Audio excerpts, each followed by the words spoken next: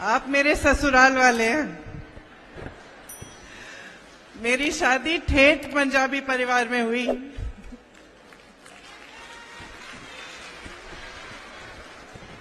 मेरे ससुर जी के माता पिता सियालकोट के थे और बंटवारे के समय मेरे ससुर जी को पीठ पे बांध के उनकी माता जी छुपा के यहां लाई और फिर यहां से उन्होंने अपना अपना कारोबार शुरू किया।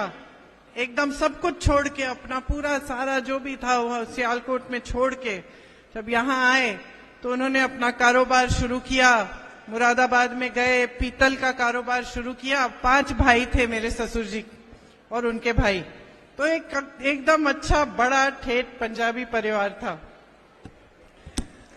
मैं आपको बताना चाहती हूं कि मैंने पंजाबियत के बारे में कैसे सीखा। मेरी शादी होने वाली थी और मेरे पिता का स्वर्गवास हुआ था कुछ सालों पहले। तो माता जी सब कुछ अकेले कर रही थी और पहली बार घर में शादी थी तो थोड़ी सी घबराहट थी कि सब कुछ ठीक ढंग से होना चाहिए। तो सारे रीति रिवाज, सब कुछ जैसी पूजा होनी चाहिए, सब कुछ उन्होंने सारा इंतजाम किया हुआ था। मेरी पंजाबी सहेलियां थी कॉलेज में, तो घर आई, ढोल लेके आई। तो एक दिन शाम को मेरी सहेलियां आई, ढोल लेके बैठी और नाचने लग गई, गाने लग गई। उस समय गाना था काली तेरी गुत्ते परांदा तेरा लाल नहीं। गाने लग गई, नाचने लग गई। अंदर से मम्मी निकली और ऐसे खड़े होके कही, हमारे घर में शादी के टाइम नाचते नहीं है। तो हम सब रोने लग गए और वहीं से मैंने सीखना शुरू किया कि पंजाबी जो संस्कृति वो कैसी होती है, क्या होती है। मेरा परिवार अलग था, बहुत स्ट्रिक्ट रूल्स होते थे। मेज पे भी जब हम खाने के लिए बैठते थे तो जब तक इंदिरा जी का परमिशन नहीं लेते थे तब तक हम बच्चे उठ नहीं पाते थे। तो जब मेरी शादी हुई तो एकदम मैंने एक अलग कल्चर देखा, एक अलग संस्कृति देखी। और मेरी सासू माँ भी पंजाबी नहीं थी, लेकिन उनकी शादी पंजाबी घर में हुई थी तो उन्होंने सब कुछ अपनी सासू माँ से सीखा था। तो मुझे कोई फ्री एंट्री पास नहीं दिया उन्होंने, इजी एंट्री नहीं कराई मेरी।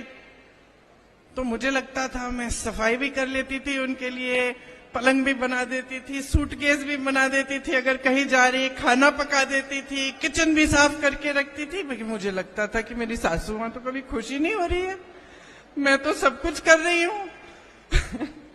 आपको मालूम है कैसा लगता है। तो आस्ते आस्ते उस घर में रहते हुए मैंने उस घर का रहन सहन देखा।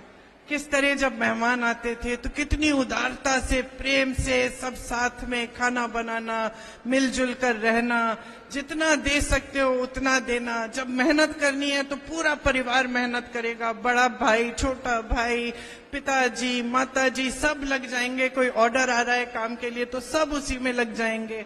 किस तरह से एकजुटता, जब मुसीबतें आई घर में, संकट हुआ तो एकजुटता, पूरा परिवार जो शायद पहले थोड़ी किटपिट रहती थी लेकिन जब मुसीबत आई तो सारा परिवार एकजुट होकर खड़ा हो जाता था। मेरी सासू माँ ने बड़े संकट देखे, उनके 2 बच्चे बहुत कम उम्र में गुजर गए। एक 33 साल की बेटी, 36 साल का बेटा, लेकिन दृढ़ रही, खड़ी रही।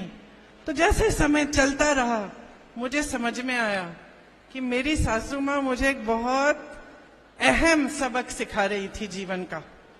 वो मुझे ये सिखा रही थी कि बेटा, तुम दब जाओगी तो दुनिया तुम्हें दबाएगी, तुम झुक जाओगी तो दुनिया तुम्हें झुकाएगी।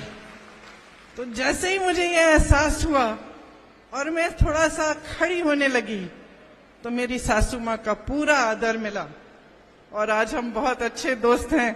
मुझे मालूम है कि मेरा ये भाषण भी वो देख रही होंगी।